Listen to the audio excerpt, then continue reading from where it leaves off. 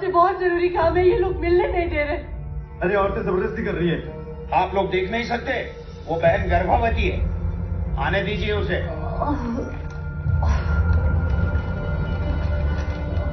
अस्सलाम वालेकुम भाईजान। प्रणाम। क्या समस्या है आपकी? भाईजान, मेरा नाम सना शेख है और मैं इस मुल्क के कानून की एक पीड़िता हूँ। इस मुल्क का कानून केवल हिंदू बेटियों के हक की रक्षा करता है, उनकी हिफाजत करता है, मगर हम मुसलमान बेटियों के हक की नहीं। आपकी समस्या क्या है? जनाब, 2 साल पहले मेरा निकाह हुआ था। मेरे शौहर का नाम शाहिद शेख है। एक छोटा सा हंसता खेलता परिवार था मेरा, बहुत खुश थी मैं उसमें। लेकिन फिर एक दिन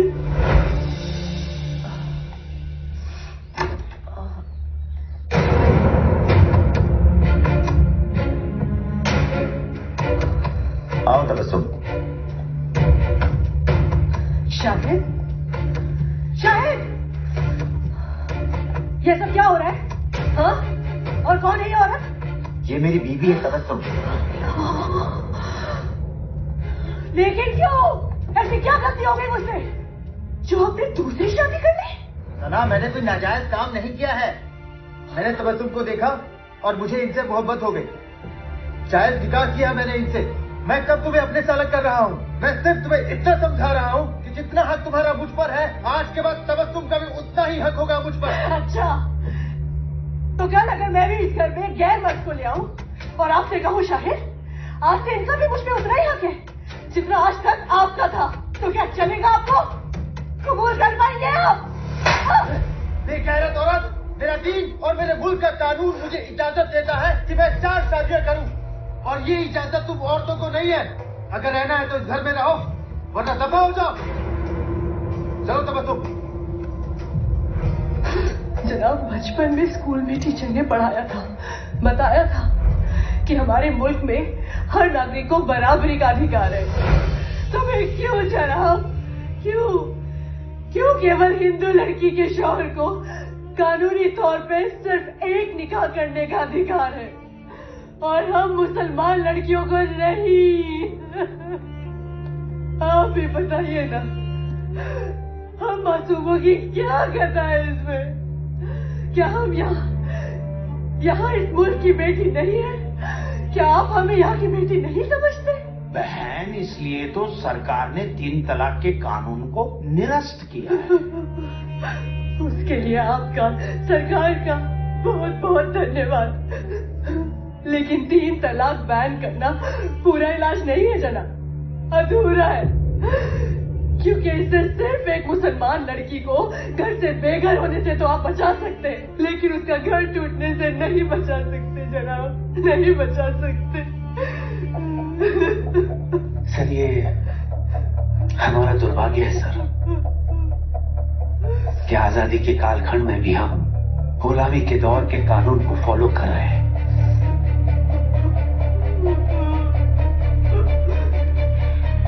जैसे जैसे समाज विकसित होता गया, हमने हमारे समाज को देखने का दृष्टिकोण ही बदल दिया।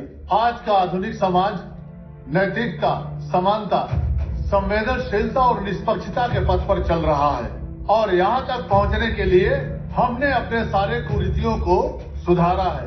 हमने एक आदर्श देश बनाने के लिए दहेज, जातिवाद, छुआछूत, बाल विवाह और सती प्रथा जैसे अनगिनत पुरानी परंपराओं को तोड़ा है और उन्हें कानूनी जामा पहनाया है। और आज वक्त आ गया है कि हम अपने मुस्लिम बहन बेटियों को इंसाफ दिलाएं।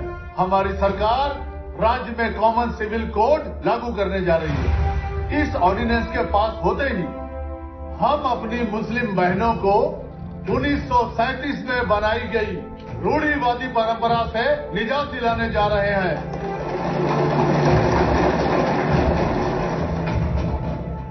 महोदय जी, हमारी सरकार कॉमन सिविल कोड के फेवर में बिल पास करने जा रही है। जो कानून हिंदुओं के लिए है, वही कानून अब मुसलमानों के लिए भी होंगे। एक देश, एक कानून, चाहे वो क्रिमिनल एक्ट हो या सिविल एक्ट।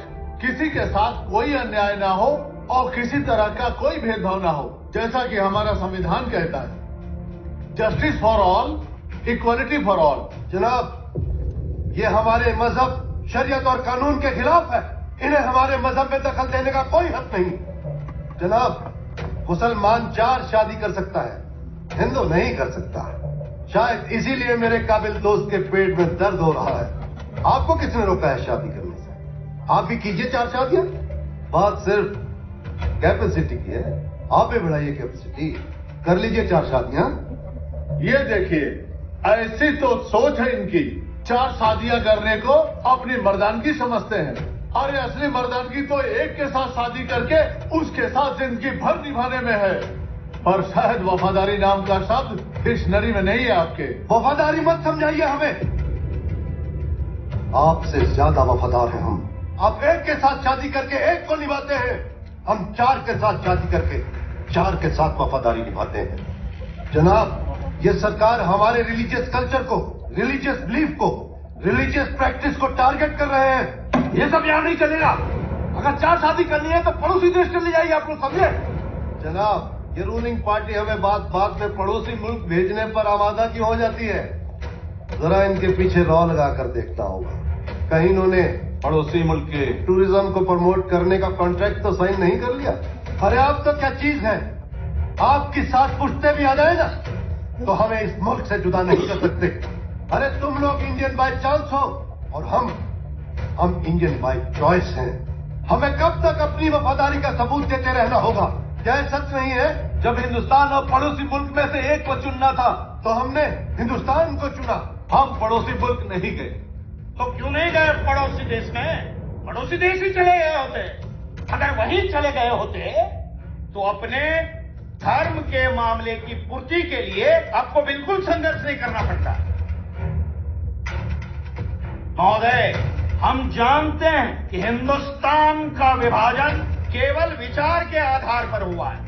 जो लोग धर्म के आधार पर जीना चाहते थे वो एक धार्मिक देश बनाकर वहां चले गए, और जो लोग संविधान के आधार से जीना चाहते थे वो लोग भारत में ही बस गए। महोदय, ये धार्मिक आस्था का वास्ता देकर देश की कानून व्यवस्था में बाधाएं डाल रहे हैं। इन्हें फायदा चाहिए हिंदुस्तान का और कायदा चाहिए पड़ोसी देश का। ये नहीं चलेगा, ये बिल्कुल नहीं चलेगा। क्यों नहीं चलेगा? मेरी बात पूरी नहीं हुई है।